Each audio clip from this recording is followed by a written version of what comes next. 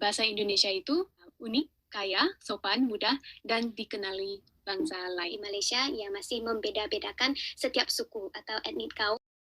Assalamualaikum warahmatullahi wabarakatuh. Halo semuanya, dimanapun berada, jumpa lagi bersama saya Mbah Dul Channel. Semoga teman-teman dalam keadaan sehat, keadaan baik-baik saja. Semoga dipermudah, diperlancar urusannya, dimurahkan rezekinya, dan semoga selalu dalam keadaan bahagia. Oke teman-teman, di sini saya menemukan video yaitu menceritakan kakak orang Malaysia yang berketurunan Cina ya teman-teman. Dia pernah berkuliah di Indonesia yaitu Universitas PGRI Semarang pada tahun 2018. Dia bercerita katanya bahasa Indonesia itu unik, mudah, sopan, dan mudah dipelajari oleh orang luar negeri. Oke teman-teman, untuk mengetahuinya ulasannya, yuk kita sama-sama dengarkan, kita simak ulasannya dia sampai habis dalam video ini. Oke yuk. Nama saya Tiffany, saya orang Malaysia asli. Saya sempat menjadi peserta dan mahasiswa untuk setahun dari tahun 2018 dan saya pernah berkuliah di PGRI Semarang. Dan sekarang saya berada di Tokyo untuk menjalani jurusan Peace and Conflict Studies S2 di Tokyo University of Foreign Studies. Dan saya juga sempat mengumpulkan foto-foto dengan teman-teman dari Thailand dan Senegal menjadi peserta dan mahasiswa, dan melalui program Dharma Siswa kami juga sempat belajar bahasa Indonesia dan juga budaya Indonesia, dan juga ketemu dengan peserta dari berbagai latar belakang. Topik pertama, bahasa Indonesia di mata dunia. Menurut saya bahasa itu adalah salah satu ciri khas dari sebuah negara, dan tentu saja setiap bahasa memiliki keunikan dan kelebihannya. Dan bahasa Indonesia itu unik, kaya, sopan, mudah, dan dikenali bangsa lain. Kak Tiffany Tang bercerita pernah belajar bahasa Indonesia, budaya Indonesia, dan dia cerita bahasa Indonesia itu unik, mudah, sopan, dan mudah dipelajari. Di Malaysia saya yakin para hadirin semua tahu Malaysia dan Indonesia itu berasal dari satu rumpun, dan bahasa Indonesia itu dianggap sangat puitis bagi rakyat Malaysia, sehingga terdengar sangat indah dan halus seperti membaca puisi. Bahasa Indonesia juga menunjukkan karakter masyarakat Indonesia yang riang gembira. Contohnya pelafalan huruf A dalam bahasa Indonesia terdengar seperti bahasa Melayu klasik. Tadi juga dibahaskan oleh Bu Sari walaupun tidak sama persis dengan bahasa Indonesia, tapi bahasa Malaysia juga ada perbedaannya.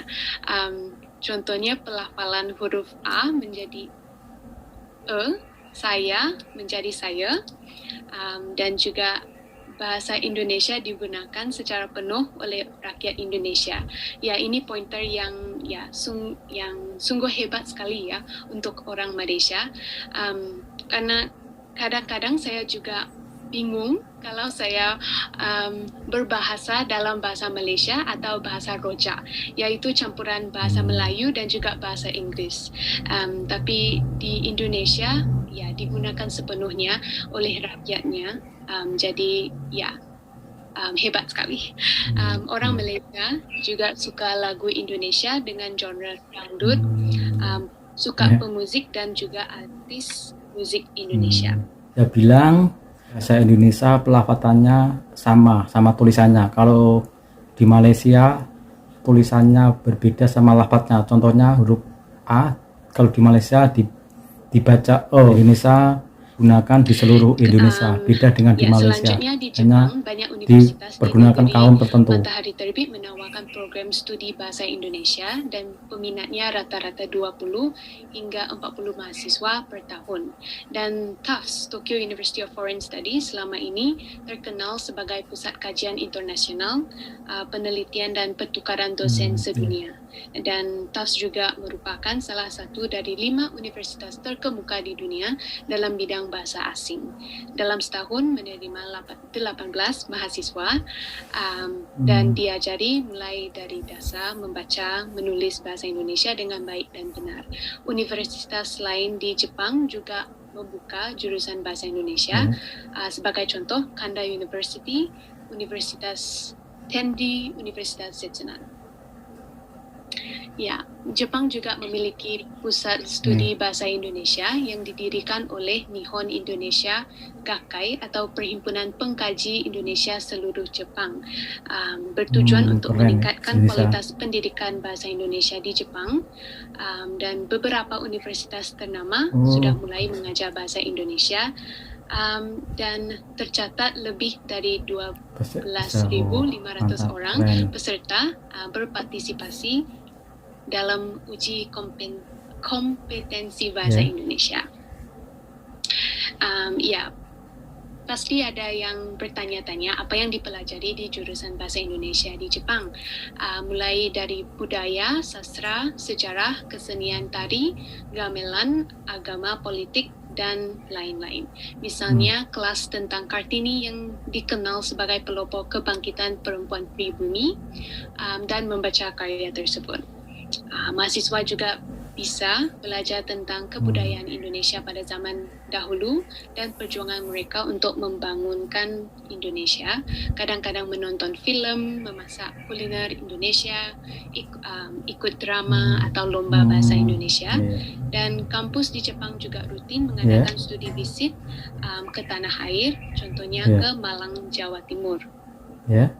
Sisi menarik dari segi bahasa, perbedaan bahasa Jepang dan bahasa Indonesia itu dari segi nuansa dalam penggunaan sih dan dong.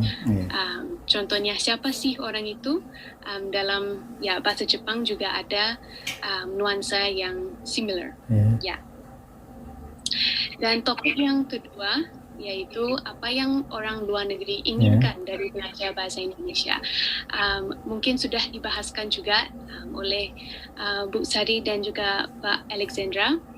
Hubungan ekonomi dan kebudayaan ya memang semakin erat, bukan saja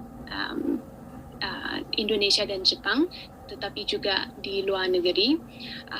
Dan jumlah pekerja Jepang yang bekerja di Indonesia semakin pesat. Warga Jepang yang belajar langsung di Indonesia mengunjungi dan tinggal di Indonesia untuk bekerja di bidang perdagangan dan mempelajari bahasa atau kesenian atau sebagai anggota NGO. Waktu di Jepang selama 2 tahun ini saya juga sempat ketemu dengan alumni Tufts yang orang Jepang yang jurusan bahasa Indonesia sempat ke Indonesia untuk untuk program volunteer sebagai anggota NGO. Pemerintah Jepang juga memiliki beberapa metode pengajaran bahasa Indonesia yang sesuai dengan orang Jepang. Mereka mencatat bahasa Indonesia masuk peringkat 10 besar bahasa yang paling banyak dipakai di seluruh dunia. Dan di Malaysia, ya sudah saya bilangkan tadi, bahasa Indonesia digunakan secara penuh oleh orang Indonesia. Tapi di Malaysia itu ya situasinya sedikit berbeda. Semua orang menggunakan bahasa Indonesia di Indonesia tanpa ada campuran bahasa Inggris. Menurut saya ini karena sistem persekolahan di Malaysia ada kaum yang tidak didedahkan kepada bahasa yang berbeda. Makanya tidak ada kesempatan untuk belajar dari kaum lain. Kadang-kadang juga tidak yakin untuk bercakap dengan atau berbahas dengan orang lain karena tidak dapat mengekspresikan dirinya sepenuhnya. Berbeda di suasana Indonesia, persekitaran sekolah di Malaysia masih membeda-bedakan setiap suku atau etnik kaum, mayoritas dari minoritas. Makanya kaum minoritas itu sukar untuk menjalinkan hubungan yang lebih erat dengan kaum mayoritas atas faktor bahasa. Dan akhir sekali, kesan dan pesan. Pertama sekali, menguasai bahasa internasional.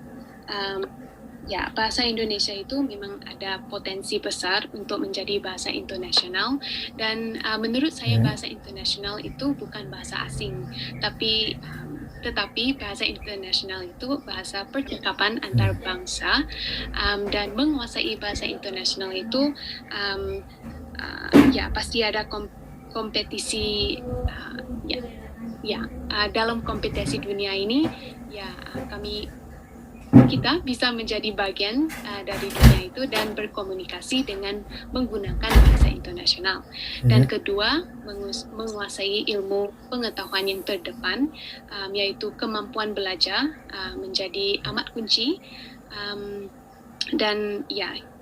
Para hadirin dan saya juga harus terus mengembangkan diri dan meningkatkan kontribusi, dan akhir sekali memperkaya soft skill, yaitu bukan saja aktif dalam kegiatan akademik intrakurikuler tetapi juga dalam ekstrakurikuler. Menurut saya itu soft skill di universitas itu akademik cuman satu aspek, tapi aspek lain juga adalah seperti memperkayakan soft skill, membangunkan komunikasi dan juga networking, supaya ada kemampuan negosiasi, menyelesaikan konflik dan sebagainya. Mungkin untuk yang berkenan atau yang penasaran untuk kuliah di luar negeri, saya rasa mahasiswa Greece merupakan mahasiswa paling beruntung karena mempunyai kesempatan untuk bergabung atau bergaul dengan mahasiswa lain, dan pilihan untuk kuliah di luar negeri itu adalah pilihan untuk mengenal banyak hal yang Anda tidak kenal, contohnya merasakan petualangan yang menyenangkan, menjalin persahabatan yang mengesankan, mempelajari berbagai pelajaran berharga tentang dunia dan sebagainya. Proses mengatasi berbagai tantangan ini menjadi pengalaman yang bermakna, dan cara ini kami bisa mengerti peran di dunia dan arah yang akan dituju di masa depan. Itu saja dari saya. Terima kasih UKRIS Semarang untuk kesempatan ini. Terima kasih atas perhatian. Itulah tadi cerita kakak orang Malaysia yang keturunan Cina yang pernah kuliah di PGRI Semarang dan melanjutkan kuliahnya di Jepang. Katanya bahasa Indonesia dipergunakan menyeluruh seluruh orang Indonesia, dan kalau di Jepang sana, di Universitas Jepang sana yang dia kuliah, bahasa Indonesia dan kebudayaan Indonesia dipelajari di sana. Oke, baiklah tadi, semoga video tadi bermanfaat dan menjadi informasi untuk kita semua. Terima kasih yang sudah menonton dan sudah subscribe. Yang belum subscribe, silahkan subscribe biar bisa mengikuti video-video saya berikutnya. Oke, saya minta undur diri. Wassalamualaikum warahmatullahi wabarakatuh.